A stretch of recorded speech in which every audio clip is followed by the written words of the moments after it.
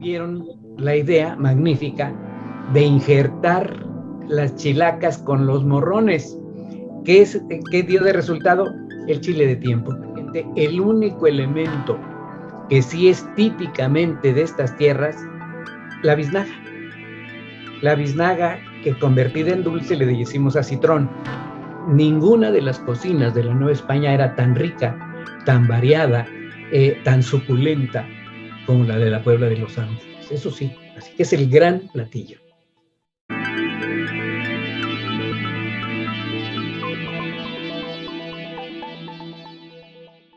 ¿Qué tal? Gracias por acompañarnos nuevamente. Como siempre, me da mucho gusto recibir en esta charla al arqueólogo Eduardo Merlo Juárez, a quien doy la bienvenida. Muy buenos días, muchísimas gracias por invitarme. Eduardo, hablemos de los chiles en nogada que están cumpliendo 200 años desde su creación, pero en esta ocasión, más que referirnos a la leyenda sobre la elaboración del platillo, quiero que nos cuentes sobre el origen de los ingredientes con los que se preparan. Empecemos pues por lo obvio, lo indispensable, los chiles poblanos. Bueno, es muy interesante y muy desconocido y todavía hay gente que se rasga las vestiduras cuando uno descubre qué es lo que pasó. El chile fue un gran descubrimiento de los europeos en las tierras de América. Conocieron el ají en Cuba, en la Española, que es hoy República Dominicana, en Puerto Rico. El ají, que es una variedad de chile, pero suavecito. No sabían lo que es verdaderamente amar a Dios en tierra de infieles en cuanto a picor. Y cuando llegan a estas tierras, pues a los españoles no les fue tan bien con los primeros banquetes que les dieron los indígenas. Era demasiado picor el que tenían. Y a Hernán Cortés le interesa esto. Aquí sí, Hernán Cortés es el que tiene que ver, porque nos dicen las crónicas que lo primero que hizo fue mandar matas de estas plantas a España junto con otras. Así que desde muy temprano, pues pensemos 1522, 1523, ya estaban las matas de chiles, pero entre ellos uno, que ese sí es el que nos tiene que ver en este asunto, la chilaca.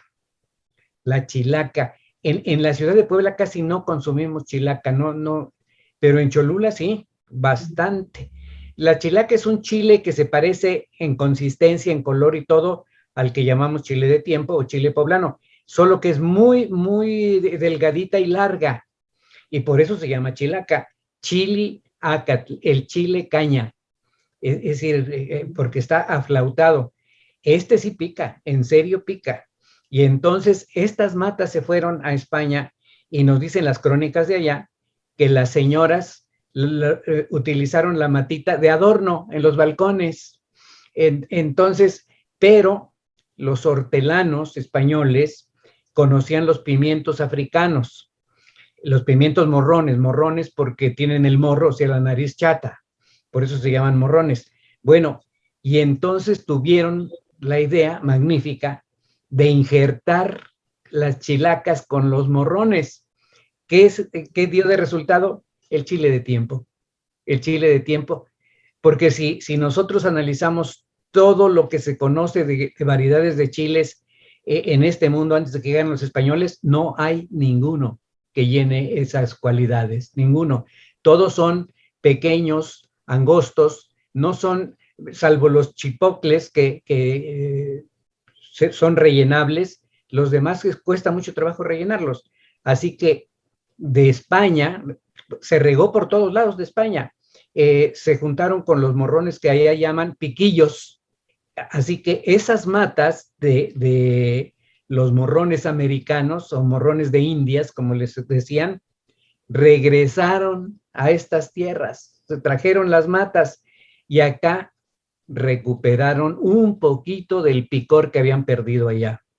Ese es el chile de tiempo. Y cuando regresó, que debe haber sido por ahí de mediados o finales del siglo XVI, le llamaron tornachile, porque se fue y tornó, ¿sí? Así que, pues es español. Bueno, es mestizo porque sus orígenes son de acá, se fue allá se volvió español y regresó. Ese es el origen del chile y llegó a estas tierras en donde no se le podía decir poblano porque todo lo que hay aquí es poblano. Entonces le dijeron chile de tiempo, porque sí, tiene un tiempo, una temporada en el año donde se cosecha con mayor tamaño y mayor calidad. Una ventaja más del mestizaje, ahora en la cocina. Claro. ¿Y qué hay de los ingredientes del relleno de estos famosísimos chiles en nogada? La carne, el durazno, pera, manzana, biznaga, plátano macho, almendras, todas estas cosas. Pues hasta donde los datos históricos nos lo permiten, durante sus primeros tiempos, este platillo fue postre. Postre. Se rellenaba exclusivamente de fruta. Toda la fruta fresca, y para que, si la fruta no era suficientemente dulce, se le agregó la fruta cristalizada. Y para que se sorprenda la gente, el único elemento que sí es típicamente de estas tierras, la biznaga. La biznaga que convertida en dulce le decimos acitrón, ¿sí? Bueno, esa sí es de acá, esa sí no se fue para allá ni regresó ni nada, es propia de estas tierras. Y nosotros tenemos en el sureste del estado, pues la reserva de la biosfera, donde están los mejores ejemplos de las biznagas, que ahora está prohibido andarlas cortando porque andaban en peligro de extinción. Pero durante mucho tiempo la biznaga es lo que le dio la consistencia y el dulzor más fuerte a este postre. Y otra cosa interesante, desde el principio que se empezó a rellenar, se capeaba. Hay un librito que estaba en la biblioteca Palafoxiana y que luego desapareció misteriosamente, de recetas, editado en 1714, y una de las recetas decía chiles bañados en salsa de nuez. Así que 1714, más de un siglo antes de que se lo sirvieran al caudillo de las tres garantías. Así que no lo inventaron para él, se lo dieron porque era uno de los platillos emblemáticos de lujo de la ciudad, ya estaba probado y comprobado. A un personaje importante, quitémonos de que si se volvió villano, etcétera, eso no nos importa. Era un personaje fundamental de su momento y no le van a dar algo que inventar. Oye, invéntate para que mañana que viene el caudillo, a ver qué te sale, ¿no? ¿Cómo le van a hacer eso? Es decir, le tienen que dar algo que ya está probado. Y en lo que sí hay razón es en que estos platillos salían de las cocinas conventuales. Eso sí, no hay ninguna duda.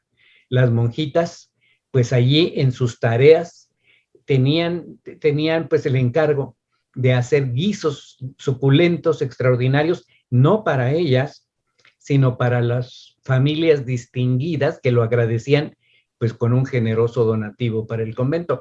Y entonces los ingredientes, ahí sí es importante decirlo, en menos la biznaga, como ya dijimos, todas las demás frutas vinieron de España, son frutas mediterráneas, o de la zona de Castilla, como la nuez. La nuez, por eso se llama nuez de Castilla, porque la nuez, que es el elemento fundamental, vino de esas tierras.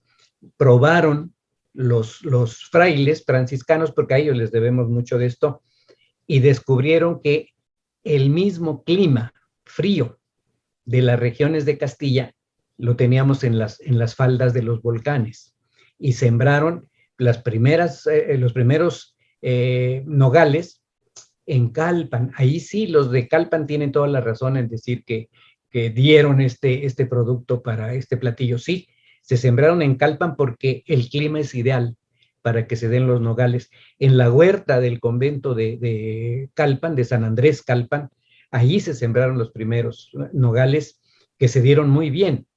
Y de allí los frailes empezaron a regalar matitas a los vecinos, y pronto se llenó Calpan de nogales, excelentes nogales. La nuez, hay nueces de Castilla en muchas otras partes, pero nunca tan buenas como en la región de Calpan, de Xalicintla, de San Nicolás de los Ranchos. Es decir, toda esa zona es ideal para las nueces de Castilla. Y luego los otros ingredientes es igual el sistema. Los duraznos llegaron de España, las peras, las manzanas panocheras, y toda la gente se pregunta por qué se llaman panocheras. ¿Son diferentes a las demás manzanas? Sí, son diferentes. Se llaman panocheras porque son tan dulces como la panocha, que también se llama melaza y también se llama piloncillo y también se llama panela. De todas esas maneras se le dice. En Veracruz y entonces le dicen panocha a ese dulzor. Y las peras de San Juan, se llaman peras de San Juan, porque empiezan a darse ya maduras desde la fiesta de San Juan Bautista, 24 de junio, ¿sí? Y pues duraznos son criollos, no son los duraznos grandototes como melocotones, sino que son pequeños, pero igualmente dulces. Quien inventó todo esto anduvo probando las frutas para saber cuáles le metía de ingredientes. Y luego, pues almendras, que vinieron de España ciertamente primero, pero a España llegaron del Oriente. Los vendedores de almendras, los vendedores de pimienta, los vendedores de todas estas especias maravillosas, hacían el negocio de su vida porque lo llevaban de la zona de Indonesia, de la India, de Birmania, en largas caravanas hasta Europa. Y si en las Islas Andamán, por ejemplo, que eran las más productoras, costaba un costal de almendras 3 rupias, cuando llegaba a España costaba 5,000. Pero cuando en 1565 Legazpi, el explorador, y el fraile Urdaneta descubrieron la ruta para Filipinas y de regreso para Acapulco, se creó el famoso galeón de Manila o Nao de China. Entonces ya no era tan caro porque ya venían directamente a las costas mexicanas. Y por eso muchos platillos nuestros ya tienen estos ingredientes, porque ya no era tan lujo. Con esto que nos cuentas, queda en evidencia que los chiles en nogada no están cumpliendo 200 años, sino por lo menos 300. 300 no, claro, de haber sido supuesto creados inicialmente y al paso del tiempo se fueron modificando. Y nos faltan otros 2 ingredientes, la granada y el perejil, que junto con la blancura de la nuez representan los colores de la bandera mexicana. Sí, es una coincidencia afortunada. También las granadas llegaron de España, evidentemente del sur de España, no en balde la gran ciudad, la hermosa ciudad de los árabes, donde está la Alhambra, etcétera, se llama Granada, es decir, por el fruto. Y curiosamente las primeras granadas, eso sí tenemos el dato histórico, se sembraron en Huaquechula, en la huerta del convento de Huaquechula, y se dieron muy bien. Y de ahí empezaron a repartir las plantitas en todos lados. En Puebla, porque siempre decimos, vienen de Tehuacán. Sí, en Tehuacán son extraordinarias, pero las huertas de alrededor de la ciudad de Puebla dan granadas. Por cierto, yo no acabé de decir de las peras. Las peras se sembraron, los que hicieron una sublimación de las peras fueron los carmelitas en su convento. El convento es relativamente pequeño, pero lo demás era huerta, una gigantesca huerta a donde se daban las mejores peras, chiquitas pero dulces. Y las señoras, cuando venía esta temporada, mandaban a las sirvientas con sus guacales a pedirle a los frailes que les regalaran, de regalar es también igual que decíamos hace rato, peras para los chiles en nogada, porque decían, son peras benditas de la huerta del Carmen, saben más ricas. Y entonces los carmelitas no se daban por mal servidos, les daban sus guacales según hubieran pedido y ya por allí después vendría el donativo. Así que Después, lamentablemente, en esta necedad que hemos tenido histórica, arrasaron con los perales, quitaron las huertas, se las quitaron a los frailes y lo hicieron cementerio. A donde habían peras, quedaron huesos enterrados. Y luego ya quitaron el cementerio y hicieron la colonia del Carmen. Y lo mismo que tampoco he dicho, que es interesante, es simpático, las nueces de Castilla que bajaba la gente de Calpan a vender, todavía bajan a venderla y andan gritando ahí en las calles su producto, pues son muy difíciles de pelar, pero la gente rica lo que hacía era llevar las nueces así todavía con su cáscara al convento de las madres capuchinas, ahí en la 16 de septiembre y la 9, donde está el niño cieguecito de sus ojos, como dicen, y las monjitas pelaban las nueces rezando el rosario. Entonces se llamaban nueces rezadas. Si las peras eran benditas, las nueces eran rezadas. Entonces el platillo tenía que ser extraordinario, como lo es. Y el perejil llegó de España también, se dio muy bien. Fue una planta curiosamente, pues gustada por los propios españoles, pero no por los indígenas. Si buscamos platillos indígenas que necesiten perejil, no los vamos a encontrar. No fue, el cilantro sí, pero no el perejil. Entonces, la cocina de Puebla es muy semejante a la de España, pero con, afortunadamente, pues el toque local, el toque regional, ¿sí? Y los chiles en nogada son el mejor ejemplo de este tipo de cocina, porque mientras el mole es totalmente mestizo, los chiles en nogada son criollos, pero criollos. Yo estoy pensando en el siglo XVIII, que es cuando empezaron a ponerse de moda, las casas ricas podían comer esto. Los pobres, pues no les alcanzaba para comprar almendras, para comprar piñones, es decir, no, era platillo distinguido. Por eso se lo sirven a Iturbide. Ya existía, pero no solo le sirvieron chiles en nogada. No sabemos el menú más que los chiles en nogada y una entrada, una especie de caldo que se llamaba olla podrida, que era verdura con trozos selectos de carne de carnero, como sopa. Y sabemos que la comida tuvo 14 tiempos. 14 tiempos en el Palacio del Obispo, porque ahora están inventando que fue en el convento de San Agustín, no sé qué. No, en el Palacio del Obispo, lo dicen todas las crónicas. Antonio Joaquín Pérez Martínez, que era el obispo, invitó a Iturbide al palacio, ya tenía preparado todo esto. El palacio es donde está el correo, 16 de septiembre y 5 Oriente. Entonces, allí, en una habitación del piso alto, ahí le sirvieron los chiles en nogada. ¿Y por qué digo que ahí? Porque las crónicas dicen que varias veces, ante los gritos de la gente, se asomó a la ventana, al balcón, para recibir las aclamaciones de la gente que abarrotaba el atrio de catedral. Pero bueno, lo interesante de hace 200 años es que Puebla se liberó del yugo español. Eso sí, el 2 de agosto de 1821, no el 28, el 2 de agosto de 1821. Y la culminación de este festejo, pues fue el regio platillo que probó y que le gustó. Y no era para menos, no podía ser otra cosa. Ninguna de las cocinas de la Nueva España era tan rica, tan variada, tan suculenta como la de la Puebla de Los Ángeles. Eso sí, así que es el gran platillo. Y somos afortunados de tenerlo y disfrutarlo. Así en es. realidad es el orgullo de la gastronomía poblana, si bien, como ya nos contaste, sus ingredientes, salvo la biznaga, todos procedían de otras latitudes.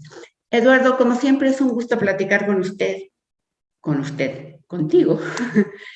Y antes de despedirnos, Eduardo, ¿puedes compartirnos qué libro estás leyendo brevemente o libros? Porque ahí atrás de ti tienes miles y Tengo miles. cualquier cantidad. Estoy releyendo uno de Hugh Thomas sobre la conquista de México, que yo lo recomiendo mucho porque Hugh Thomas, un inglés, se metió a fondo en las crónicas, en los datos, en los archivos, y nos da una visión, pues, muy diferente a la que estamos acostumbrados, porque siempre caemos en que odiamos a Cortés, o lo amamos, o lo defendemos, y él, como gente ajena, lo mira desde lejos y nos da una perspectiva quizá más neutral, más centrada. Me encanta ese libro de Hugh Thomas. Y para no perder un formulario de la cocina mexicana, que tiene una buena cantidad de recetas antiguas de Puebla y que se consumían en Puebla, aunque muchas son europeas, pero con eso uno entiende a nuestra ciudad, con ese carácter de decir nosotros somos españoles y las otras ciudades son de indios. En ese pleito de tantos años, que en realidad no tenemos nada de eso, somos tan mestizos como cualquier otra de las ciudades de la Nueva España, pero en la cocina sí, ya lo dije, y pues no se puede objetar lo que es evidente. Pues muchas gracias por estas recomendaciones también de lectura y esperamos encontrarnos nuevamente pronto. Muchas gracias por la invitación. A todos ustedes, nos veremos pronto. Déjanos tus comentarios y si te gustó, dale like.